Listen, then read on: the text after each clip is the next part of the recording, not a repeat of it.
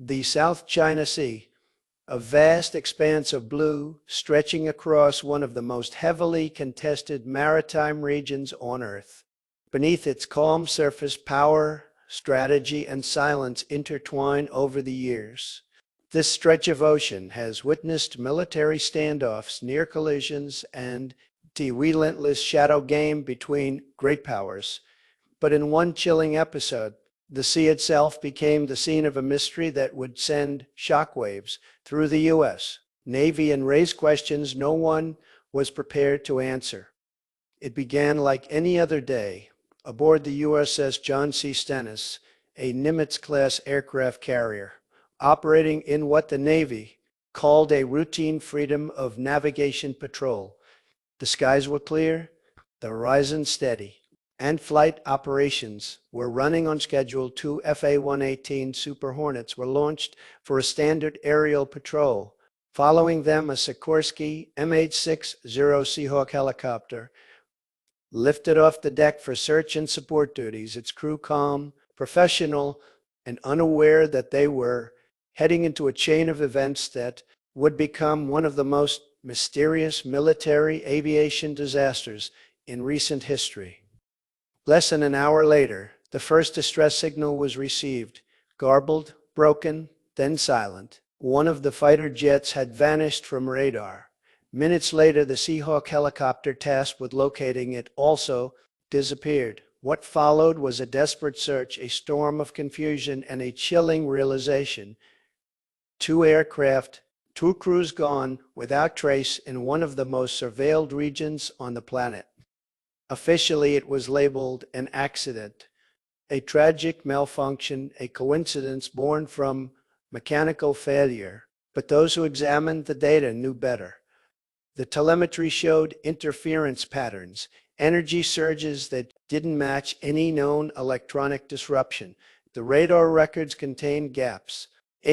Something massive had distorted the signal, and the sonar data told of something beneath the waves, something that moved, pulsing in rhythm before vanishing into silent.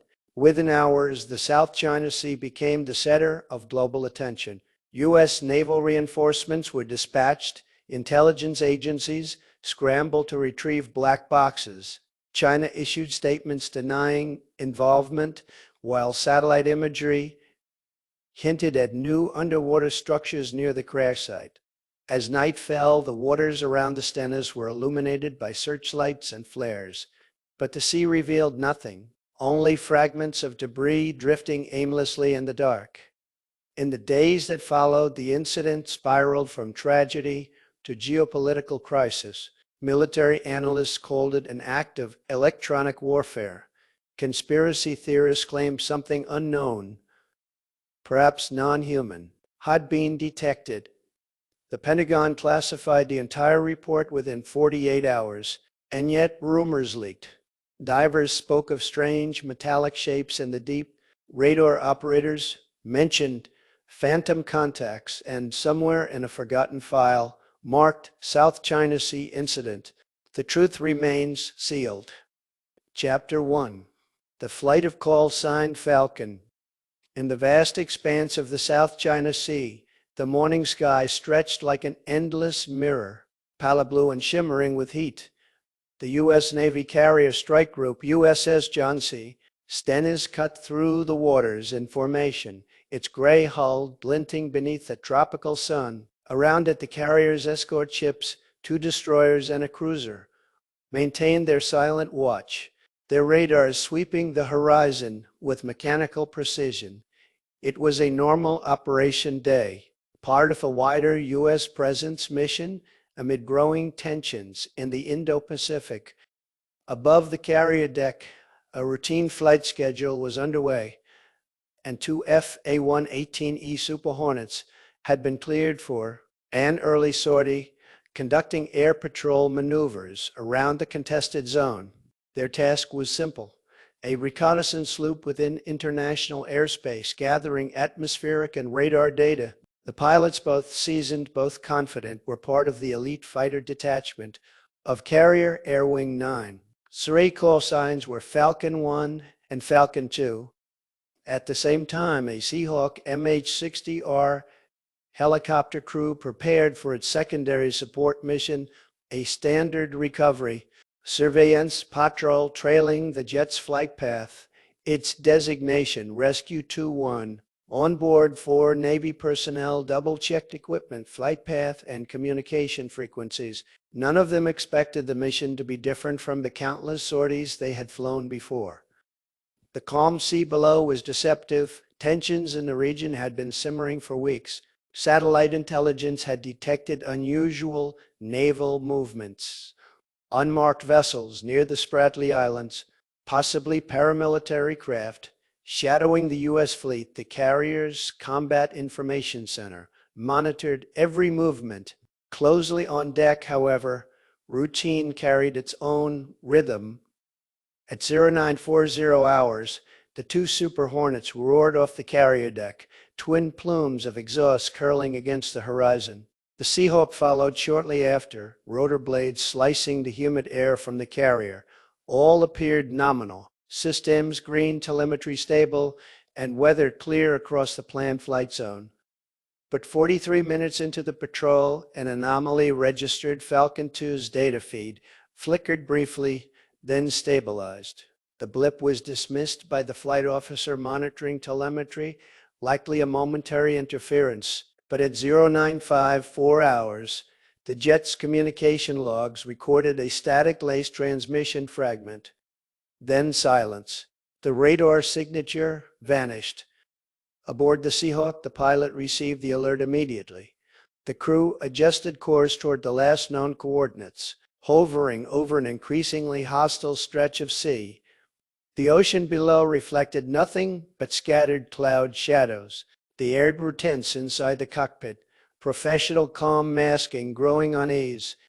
Meanwhile, on the Stennis, alarm protocols initiated. The carrier's operations room erupted into activity. Controllers relaying coordinates, deck crew preparing for emergency recovery, and additional aircraft on standby for visual confirmation. In less than 5 minutes, Rescue 2-1 reached the area. The pilot initiated a wide sweep pattern. While sonar buoys were deployed, the sea was deceptively calm, but its depth over 3,000 meters hid countless secrets. Then came the first visual confirmation, a thin column of smoke rising faintly from the horizon. The Seahawk banked hard toward the plume.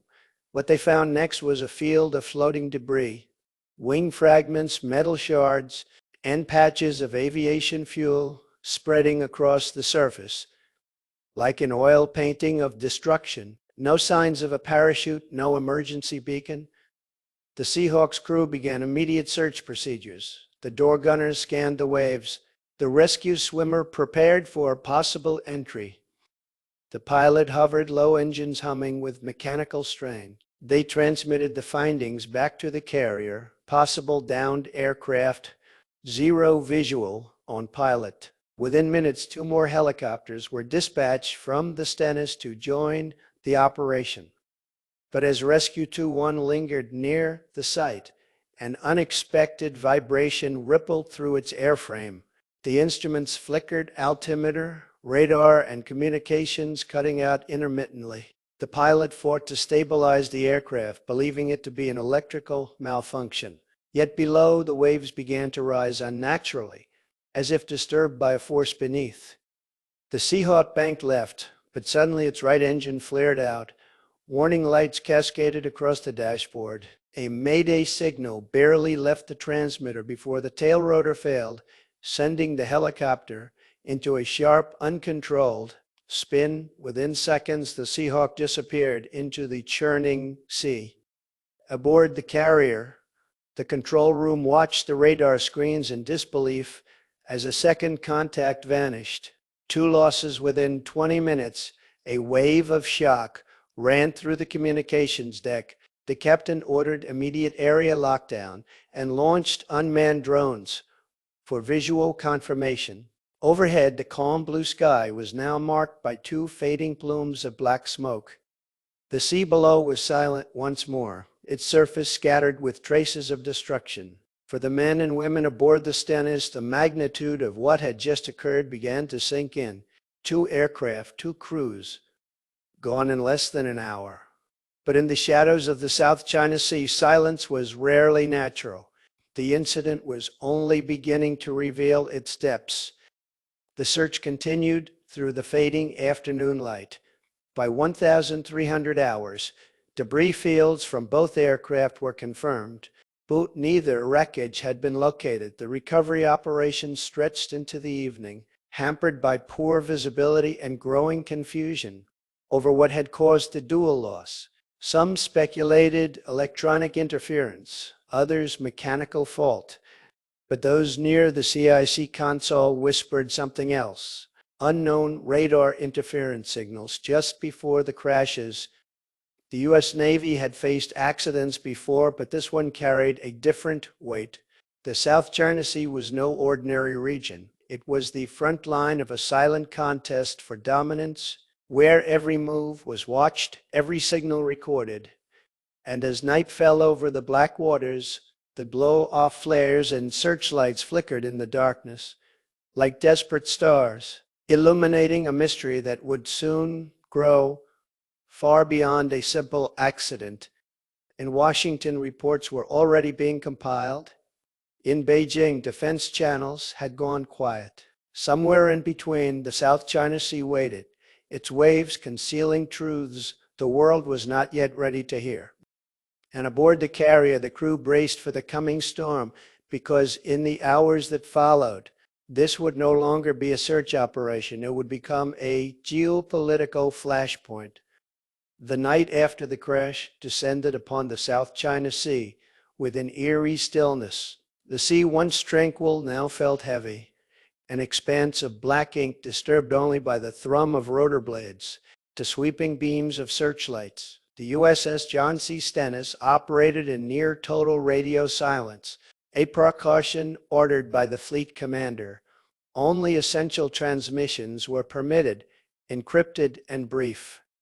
Above the deck, 3 helicopters hovered in coordinated grid patterns, their spotlights tracing white paths across waves. Each search zone was meticulously mapped, coordinates plotted, drift patterns calculated. The crews scanned for debris, heat signatures, or any sign of survival. What they found instead were fragments, sections of fuselage, torn pieces of wing, a pilot's helmet drifting aimlessly in the current. By 0200 hours, the recovery team retrieved the first confirmed object from Falcon 2, a section of the aircraft's tail assembly bearing a scorched insignia of the U.S. Navy. The damage pattern suggested an explosion midair, but no missile plume had been detected, no steel radar lock recorded. It was as though the jet had been struck by an invisible force. In the Combat Information Center, analysts replayed every second of recorded telemetry. The data fragments showed irregular spikes in electromagnetic readings moments before both losses. It wasn't jamming, it was distortion, a surge of frequency noise not matching any known pattern. One technician compared it to the interference produced by high-energy radar sweeps, but the amplitude was too strong, too deliberate. The captain ordered a full sensor sweep of the region. The destroyer, USS Bruins, positioned 20 nautical miles northeast, activated its Aegis radar array.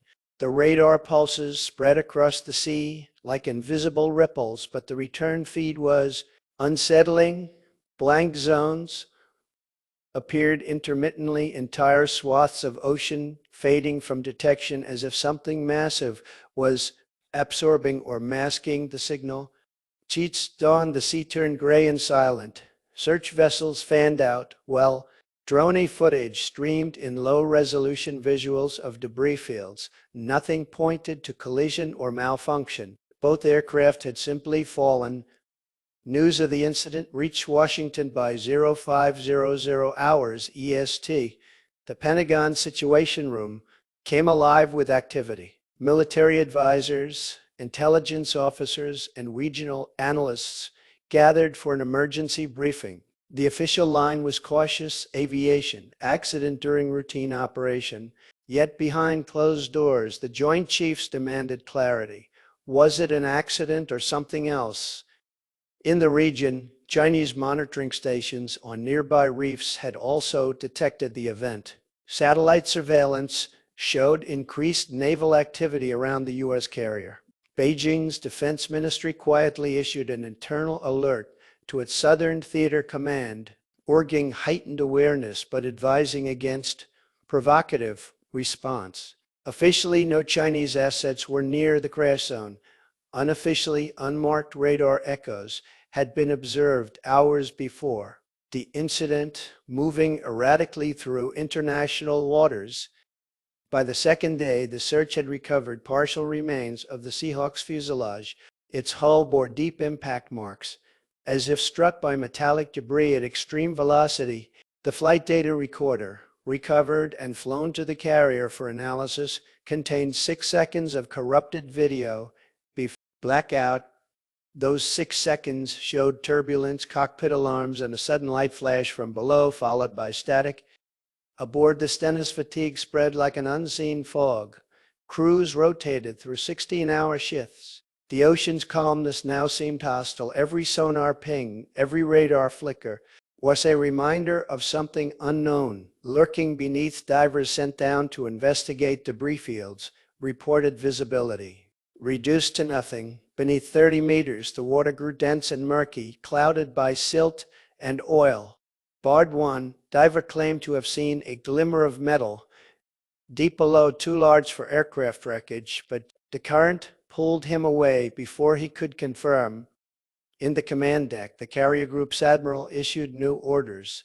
Maintain search but avoid provocation. The fleet would not retreat. Not yet. Reinforcements from the 7th Fleet were on standby near Guam, awaiting instruction. But as the sun dipped below the horizon again, new data arrived. Satellite imagery captured faint heat anomalies on the ocean surface. 3 circular patches radiating warmth in a triangular pattern, approximately 20 miles west of the crash site. The coordinates did not correspond to any known geological feature. Vessel. It was as if something beneath the sea had been recently active, generating heat strong enough to distort infrared readings. That night, underwater sensors deployed by the destroyers detected rhythmic pulses, low-frequency sounds, repeating every 15 seconds, distant but structured. Submarine crews aboard the Stennis' escort ships logged the sounds, describing them as mechanical but not man-made in known classification. The data was relayed to Pearl Harbor for acoustic analysis. As reports circulated among the command staff, unease spread. Some suspected a classified Chinese system, experimental radar or electronic warfare equipment designed to blind sensors. Others whispered darker theories, foreign interference, perhaps even an underwater collision with an unknown craft. The following morning, an unmarked object was sighted on the horizon. The carrier's radar identified it as a small surface vessel, civilian in size, but operating without transponder signal. A patrol helicopter was dispatched to investigate, but before reaching visual range, the vessel changed course and vanished into the haze. No further contact was recorded.